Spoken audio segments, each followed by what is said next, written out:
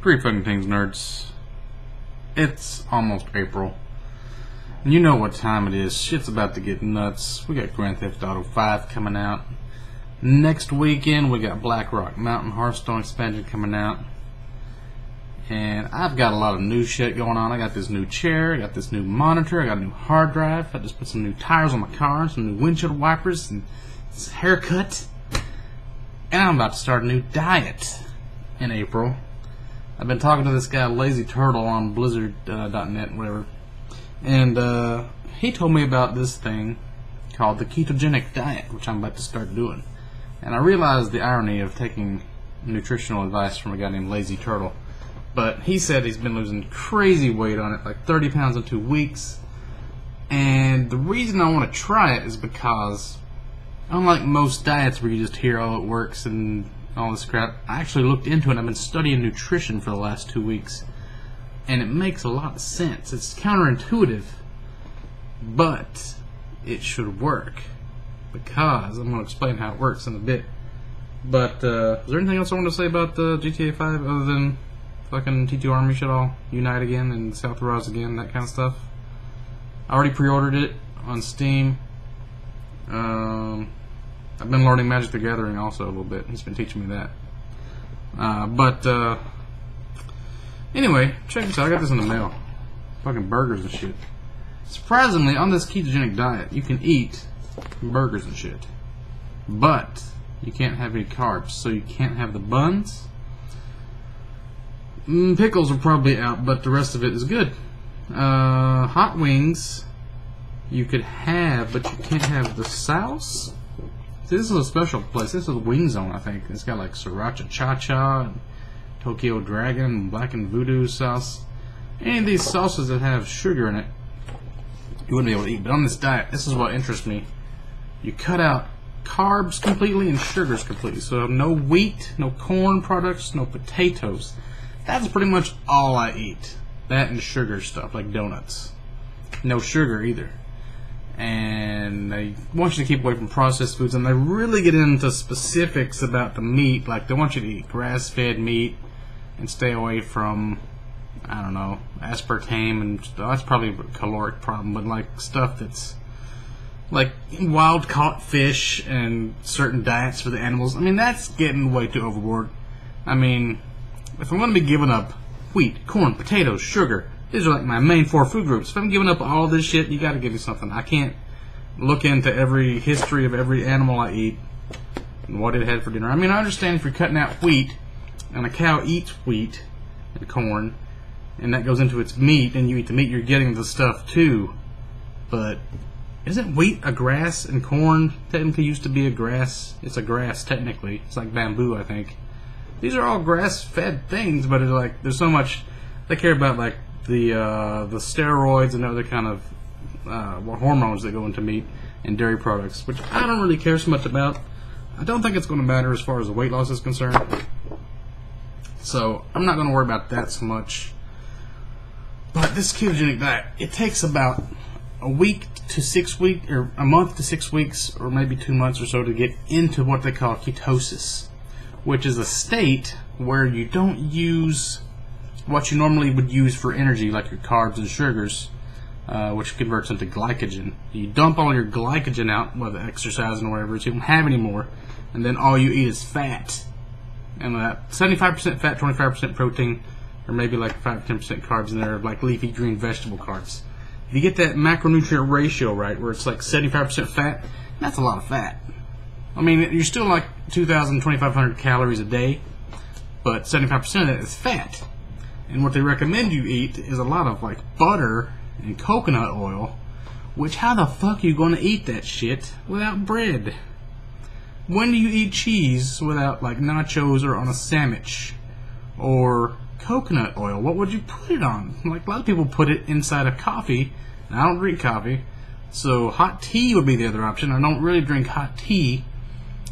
And I think I saw that somebody's recommending you have like 2 or 3 tablespoons 3 times a day, and it's like $10 for a little jar of it. So that's like, that wouldn't last you 4 or 5 days. That's crazy. I may end up trying the coconut oil, I don't know, but pretty sure you could just eat like meat and cheese and eggs and really you want full fat shit like ranch dressings and heavy whipping cream you could put in stuff. I mean, that's another thing. Like, what would you have that on? Put it in your tea or something? Put it on top of everything? Put a big slab of butter on top of your steaks? You could go to Walmart and get those rotisserie chickens I like to eat. I usually have those with coleslaw. I think the coleslaw may have some sugar in it, so you have to check into that. But you could have, like, you go to KFC. You get the grilled chicken and the green beans. Don't get the mashed potatoes. Don't get any kind of breading on it. But you could have KFC. You could get the Double Down if you get the grilled with the bacon and cheese inside. Perfectly fine. They recommend high amounts of bacon. Bacon is like one of the best things you can have for this diet, apparently. Bacon and eggs. That's like your main things. But there's not a lot of things you could drink, and you can get dehydrated, so you gotta have shit tons of water. And tea. I guess I'll have some cold tea. So, I've been making a shopping list of stuff, and I got some ideas. I think there's gonna be some new pro cookings come out of this, so that's something you can look forward to. Let me tell you how the diet works, first of all, so you understand. If anybody out there, I know I got a lot of fat fans. We're going to do some fat things in April, and these are going to be some good fat things. First thing you need to understand is the word fat has two meanings. There's like your body fat, this stuff, and then there's dietary fats, which is just a type of food, like fat, protein, carbohydrate. That's three types of food. Mainly everybody eats carbohydrates and sugars. So carbohydrates, when you eat them, they turn into sugar. And that's what your energy basically runs off of. You've probably heard, like, I've always known that carbohydrates is short-term energy. It's why, like, marathoners and bicycle racers will eat, like, a plate of spaghetti before a race. Because it's short-term energy. That's what they want. And they have those little energy bars, little carb bars, right? You want that if you're exercising. If you're sitting around playing games, watching TV all day, you don't want a lot of carbs. Because that's your main source of fuel. You don't need fuel if you're just sitting around all day. So if you have sugar, it doesn't have to convert the carbs into sugar. It's already sugar. So it already goes straight to your energy source. You're not using energy. It goes straight to your fat. So I watched this guy's video on YouTube. And I'll try to link it in the description I remember to. He really made it real simple. He explained it with these three buckets. You got a little bucket, and a bigger bucket, and a bigger bucket below. And the first bucket is your muscles. So you have all these sugars that go into your muscles. And once that's full, it spills over into your liver. That's the second bucket. And once your liver is full, it spills over into your fat, and it starts making fat on your body. And he explained it like, say you had a car, and you fill up the gas tank. That'd be like your muscles, I guess. And once the gas tank is full, and the pump's still going, you still got to put the pump somewhere, the gas somewhere. So you have all these extra tanks of fuel. You start filling those up. You start jamming them into the car. That'd be like your liver. And once your liver's full and your car is full of gas, it can't hold any more gas, and you're still pumping fucking gas into it, you have to start taking more gas tanks and filling those up and strapping them onto the outside of the car so the car actually gets bigger, gets more massive. That's where your fat comes from, and you get bigger when you have more fuel going in and you're putting out. That's the basic calories in, calories out thing. But here's the tricky part. You don't have to run off glycogen or carbs at all. There's these thing called ketone bodies that you create, because your brain runs off the glycogen, I think. Maybe it's glucose is what your body runs off of, and glycogen is what your brain uses. So you dump your glycogen and glucose shit out. All the sugar and all the carbs is gone, and it's like those people that get trapped on a desert island, and their body starts consuming itself, starts eating the fat because it doesn't have anything to eat. They haven't eaten like 30 days or something, and they start losing weight like rapidly because they're eating their own body. You're doing that all the time. And you have infinite amounts of energy because you have infinite amount of fat on your body. So like the fatter you are, the better this is. It's like you can exercise pretty much indefinitely after you get into ketosis. I think it takes a month or so to get your body used to making ketone bodies. And once you start doing that, you could just sit around and it will still be burning fat. But if you exercise, it's even crazier. And I'm going to start running again. I'd already planned to do that anyway. So that'll be like, maybe I could even have some carbs and sugar. I'm not going to do that, but I probably could because I'll be exercising, and I'll immediately run that out, and then it would start burning the fat. Like, imagine normal weight loss. Normal people eating carbs, eating sugar, and then they go exercise a little bit, and they're not going to actually run off enough of it to actually start burning into their fat. Or maybe they do for a little bit, and then they immediately they eat something to replenish it, and it's just gone. It's like they stop burning their fat because they ate this stuff back in and start filling up those buckets. So with the fat, if you eat dietary fat, it doesn't fill up the buckets hardly at all. So it just immediately goes, you don't even get hungry because you're constantly eating from your own body. It's like you get less hunger pangs, less cravings, less insulin spikes, so you don't get any sugar cravings because you haven't had any sugar, and you don't want any sugar because you're not using it. You're using ketones, which sounds amazing. And it also helps produce neurotransmitters like dopamine, so you're in a better mood all the time. You don't have any crazy mood swings. So no mood swings, no hunger cravings, no sugar cravings, and you don't have to eat as much. But the stuff you can eat, like fucking rotisserie chickens and cheese and eggs, go nuts with it. Fucking put whipped cream on that shit. It sounds amazing. So that's what I'm gonna be doing in the next probably 6 months. I'm gonna try it for at least 6 months. If it doesn't work, then I'll probably just keep doing it and fuck it. But once you get used to this, like the last 2 weeks, I've started to see bread and cereal and shit like that is just toxin, poisonous shit. Because the way your body works, once you make all this carbs into sugar, you have high blood sugar, and then your pancreas creates insulin to take the sugar out of your blood. So when you don't have any sugar, you stop creating insulin, and you start creating glucagon, which puts sugar into your blood. And then that cures a lot of shit. Apparently, once you start getting into ketosis, you can like cure a lot of problems that people have, like hormonal production and stuff. So it has like double good positive things to it, and I'm way into it. There's this chick on YouTube named Stephanie. She's 48 or almost 48, and she looks like 22-year-old. She's hotter than most 20-year-olds, and she's like way into it. She does all the the MCT oil. A lot of my fans probably listen to Joe Rogan's podcast where he's had on the guy that made Bulletproof Coffee and talked about MCT oil. It was medium triglycerides, really easy to digest. And the coconut oil and palm oil and stuff like that has some of it in there, but not as much, and butter. But MCT oil is even crazier expensive than the coconut oil. So it's supposed to be really good for this thing, but I don't know if I can afford it. But if you want to lose weight, if anybody else wants to do this diet with me, let me show you my ideas. Shopping list for keto. So you can have lemons and limes. That's like the only fruit you can have because I don't think they have sugar, or they have the opposite of sugar. I'm wondering about watermelon because watermelon's mostly water. You could probably have some of that in moderation. I might do that this summer. So any kind of meat, beef and turkey ground up probably be good. I can make nachos. I'm thinking beef with some sour cream and some cheese and some guacamole, because avocados is like a superfood. See, I always thought sweet potatoes and broccoli and stuff was like a superfood, but sweet potatoes is full of sugar and starch, so I guess it is if you're on a carb diet, but if you're on a carbless diet, you can't have sweet potatoes. So here's another very interesting fact. You can't have any potato chips because it's all potatoes and stuff, but you can have pork rinds. So pork rinds replaces bread in a lot of situations. Like you can make nachos and dip it with pork rinds. That sounds so fucking backwards, but it works apparently. It's just fat with more fatty stuff on it, meat, protein and fat, and cheese, which is more fat, and guacamole, which is more fat. So you got your 25% meat and your 75% fat on fat on fat.